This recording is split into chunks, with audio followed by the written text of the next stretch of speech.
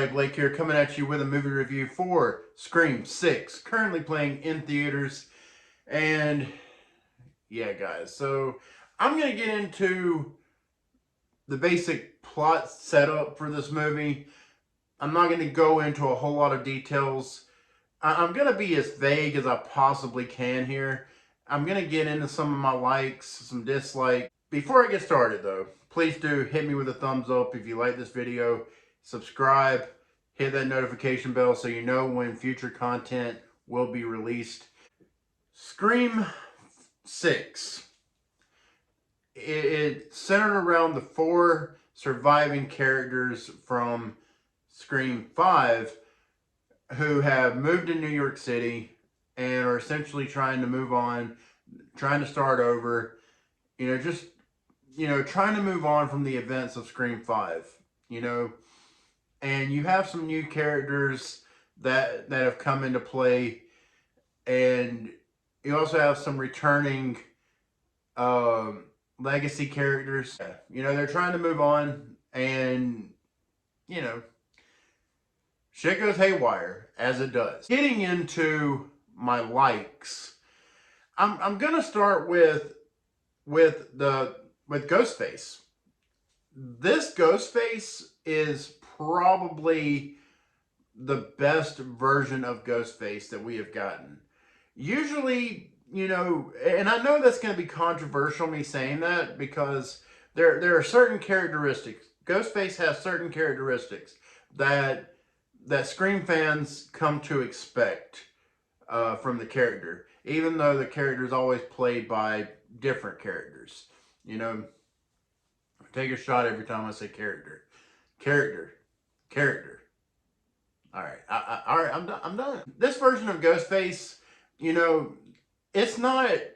This Ghostface isn't some bumbling fool. Isn't clumsy. Isn't getting its ass kicked on the regular as it's trying to carry out its murders. And I'm saying it because I don't want to reveal whether it's a he or she. I don't want to get into that. But this version of Ghostface is very, very different. This is a very menacing version of Ghostface. This is a very sadistic version of Ghostface. I mean, they're all sadistic, but menacing, ruthless, just don't give a fuck. There is, you've seen it in the trailer. There is one scene where Ghostface goes into a convenience store and just kills a bunch of people in the convenience store. And it's not a spoiler, it's in the trailer. Ghostface uses a gun in this movie. The second thing that I like, and this is really where the money is with this movie, the kills. The kills in this movie are fantastic. For a horror fan like me, for the bloodthirsty horror fan that I am, this movie has some fantastic kills. So I'm not going to get into detail. I'm not going to talk about any particular kill. I'm just saying this movie has some great, great kills. This movie's freaking brutal, all right? It is very, very brutal. Probably, to be honest with you, this might be the most brutal Scream film that I have seen. And the third thing that I like most of the characters. I think most of the characters are actually really good. Honestly, I think I like all of them. There really isn't a character that I actively dislike. There's some that I just didn't care that much for, but there's none that I really disliked.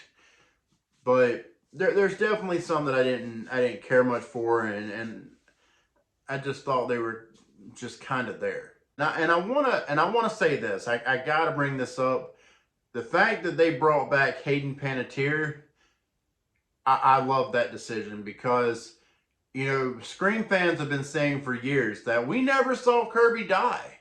She never died. So the fact that they brought her back, I love it. I'm glad they did. She was my favorite character from Scream 4. Just a great character. And now I get into the mixed. So I'm mixed on the fact, all right, as many of you know, Neve Campbell did not return for this movie. She was offered a role for this movie, but she decided she didn't want to be in it. You know, they didn't offer her enough money. It is what it is. Um, I'm not going to take sides on that. I kind of feel indifferent, to be honest. But I was interested to see, you know, how they were going to go about things with Sidney Prescott, Neve Campbell not being in this movie. This is the first Scream movie that she's not in, so it's a bit weird. It felt like it seemed like it was going to be a bit weird, and to be honest with you, it's not her absence is felt throughout this movie, in my opinion. Her absence isn't really a hindrance on this movie. The plot moves along just fine. The characters that are in this movie do a great job holding it down. So she's not really needed. And that brings me to Gale Weathers. Now, she did a fine job. I have no problems with her coming back for Scream 6. And look, she did a good job. I have no qualms with her. She came back and she delivered. But man, I am tired of like I can't get into spoilers. I can't get into spoilers. I can't get into spoilers. But she's not needed either. She's not necessary. And no, I mean, look, Scream 5. I'm stuttering. I'm sorry. Like I'm like I'm a bumbling fool over here. Scream 5 was the passing of the torch movie, in my opinion. Now they can focus on these new characters and move forward with them. So, again, the legacy characters just not needed. My other mixed element might be a little bit of a spoiler. And for this part right here, I'm going to put spoiler warning up. And when the spoiler warning goes down, you know, you can unmute. But I don't think it's a big spoiler, because if you watch Scream 5, I don't even think it's a spoiler at all. If you watch Scream 5, then this will not surprise you. So I don't like the fact that they use Billy Loomis as a ghost, basically. You know, a hallucination, a ghost, whatever you want to call it. Like, they kind of leave it pretty vague. It seems like he's a damn ghost, honestly. And to me, that was one of my big issues with Scream 5.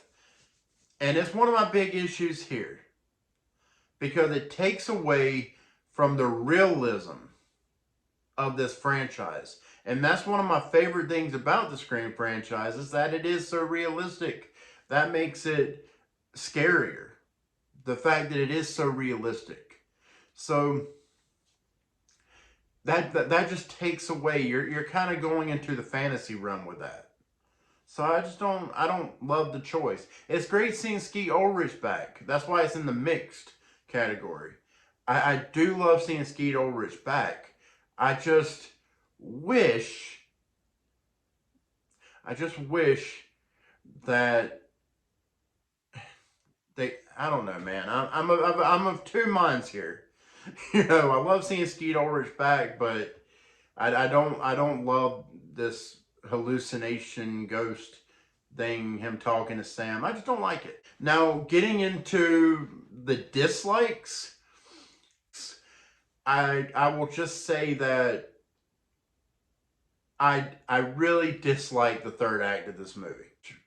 Look, for the first two acts of this movie, it was, I was to the point of thinking, okay, this might be the best Scream sequel since Scream 2. And by the third act, with the reveal reveals. Not gonna tell you if it's a reveal or reveals. You know, I felt kind of empty in my soul when that happened,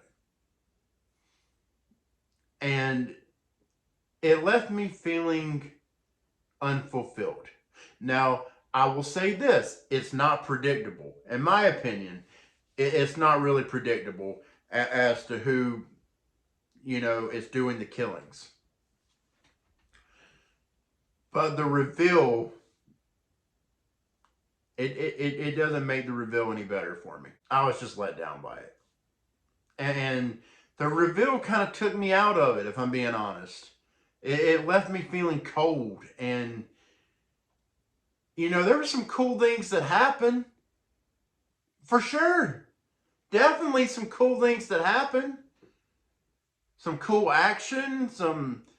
There's some great stuff in there. But because of the reveal, because of who was doing the killings, I found myself just not really giving a fuck. I just pretty much lost all interest from that point on. And you know what? I will just say this. I hate when that happens. When I am so invested in a movie for 2 whole acts, and then it gets to the 3rd act, and then it lets me down. That shit sucks.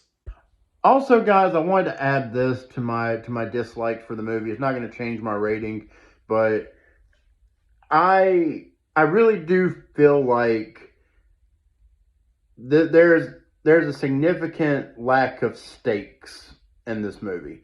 I feel like there are characters in this movie that should have died and don't.